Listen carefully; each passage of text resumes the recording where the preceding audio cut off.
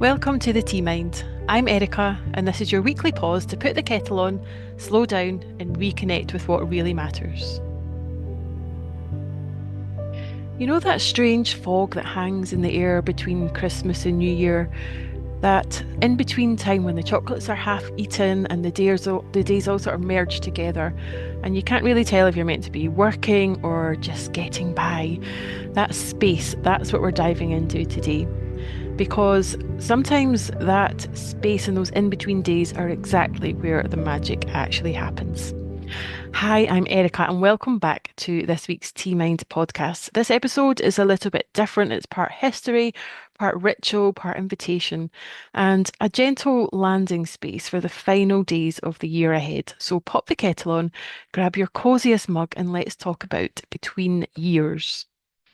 So we are generally all moving so fast throughout the year. And then December the 26th hits us, and it's like the whole world lets out a massive sigh. And no one really knows what to do with that sigh.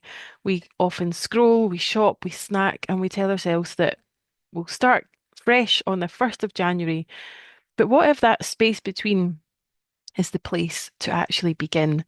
What if renewal doesn't come from rushing a resolution, but rather from dwelling properly in that pause? It's when we often rush past and skip that stillness that we lose the wisdom and we rush into the next thing without integrating what's actually come before.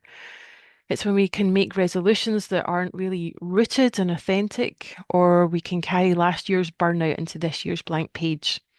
But across cultures and across centuries, people didn't do that. Instead, they honoured this window of time as sacred. In old Celtic, Welsh, and Scottish traditions, the 12 days of Christmas, from 26th of December to the 6th of January, were known generally as the Omen Days, a liminal pocket, a sacred space out of time. And each day was thought to mirror 1 month of the year ahead. So you watched, you listened, and you noticed. A bright sunrise might mean abundance in April, or a restless night might whisper something about August. But let's be clear, this wasn't about fortune telling or too much woo woo. It was more about attention training and presence practice. It was less about predicting the future and more about preparing yourself to meet it. And really interestingly, across Europe and beyond, these 12 days have always carried weight.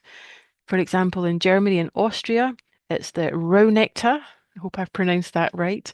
The smoky nights full of incense, dreams, and reflection. In Scotland, we've got Hogmanay and the tradition of first footing, where the first guest to cross your threshold shapes the tone of the year ahead. And in Italy, it's La Befana, where a wise woman bearing gifts on the eve of Epiphany. And in the African American diaspora, we've got Kwanzaa, 7 days of values, community, and intention. And all of these speak to something a little bit deeper. It's about the wisdom that's held in this in-between space. So at the Tea Mind, I really wanted to reimagine this ancient rhythm through the practice of tea, because I think there's something really special through tea when we pause and slow down. So from December the 26th to the January the 6th, I invite you to join me for Between Years, a 12-day tea ritual for renewal. And it's not a program, it's not a course, it's not a challenge, it's just a gentle invitation to pause. 12 days, 12 teas, 12 elemental prompts drawn from the Chinese five elements and Celtic wisdom, and 12 little invitations to come back to yourself. Each of these 12 days will pause for tea together, have a little small reflection and tea routine, invite you to notice a little omen, a feeling, a focus, and a flavour. And we're not trying to forecast the future, we're just tuning in to what wants to grow in us. And we're doing it one mindful cup of tea at a time. So we start on December the 26th. Day one is all about beginning again. So let's get into the spirit now. If you've got some tea brewing or ready to drink, just take a little moment and just breathe in gently for a count of four and exhale for a count of six. Just feeling your feet flat on the ground or whatever's comfortable for you. And just gently asking yourself, what am I ready to release so that something new can take root? And let the answer come to you slowly, just like the steam rises from your cup.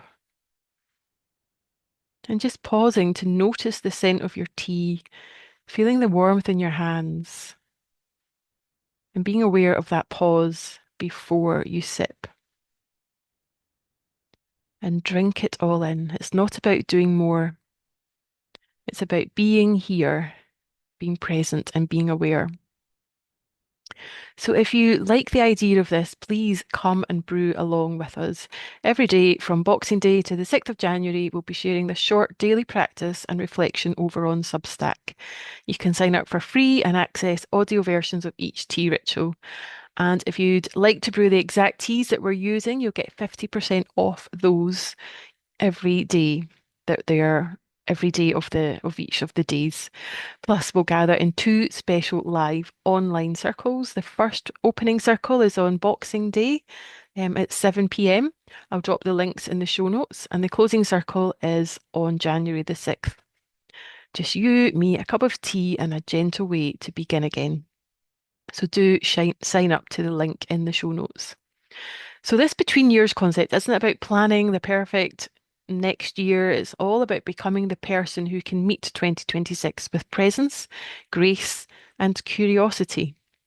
And these days might feel a little bit fuzzy, a little bit quiet, a little bit strange, but that's okay. Let them. Let the breath come before the beginning. Because sometimes the most powerful thing you can do is to brew a cup of tea, simply pay attention, and begin again. So remember to subscribe to the Tea Mind Substack to brew along with us, and the links are all in the show notes. And I will look forward to seeing you in the opening circle. Thank you. That's it for today. I hope something landed. I hope something lifted. And if it did, share it with someone who needs a pause too. If you enjoyed this, you'll love the Tea Mind Substack, where the kettle's always on and we can connect more deeply. Until next time, stay present, sip slowly, and thanks for listening.